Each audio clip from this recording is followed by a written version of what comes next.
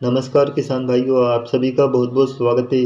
आज के इस नए वीडियो में बात करेंगे सोयाबीन फसल में घुलनशील उर्वरकों का प्रयोग कब और किस प्रकार से कर सकते हैं। कौन कौन से घुलनशील उर्वरकों का प्रयोग इस समय सोयाबीन की फसल जैसा कि दोस्तों 20 से लेकर 25 दिन की अवस्था में पहुंच चुकी है।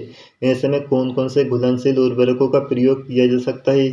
जैसा कि किसान भाइयों सोयाबीन फसल की बुआई से पहले फास्फोरस पोटाश का उपयोग कर लिया होगा मिट्टी में मिलाकर, जिसके बाद सोयाबीन की बुआई के समय डीएपी और 10 से लेकर 15 दिन की अवस्था पर यूरिया का छिड़काव कर दिया होगा।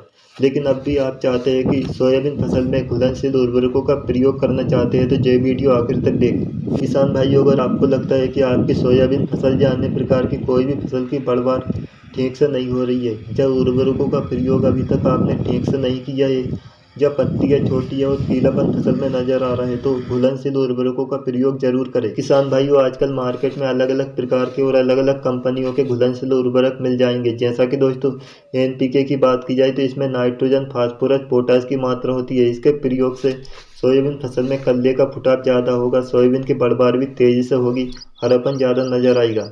इसका उपयोग लगभग 25 से लेकर 40 दिन की अवस्था में कर लेना चाहिए। किसान भाइयों, आपको ये देख लेना चाहिए कि जिस घुलनशील उर्वरक एनपीके का आप उपयोग कर रहे हैं उसमें किस खाद की मात्रा कितनी है। जैसा कि अगर पैकेट पर लिखा है एनपीके 19-19-19, तो इसमें नाइट्रोजन 19%, फास्फोरस 19%, पोटेशियम 19% है। अगर पैकेट पर लिखा है एनपीके 0-52-34, यानी कि नाइट्रोजन की मात्रा बिल्कुल भी नहीं है, फास्फोरस 52% है, पोटेशियम 34% है।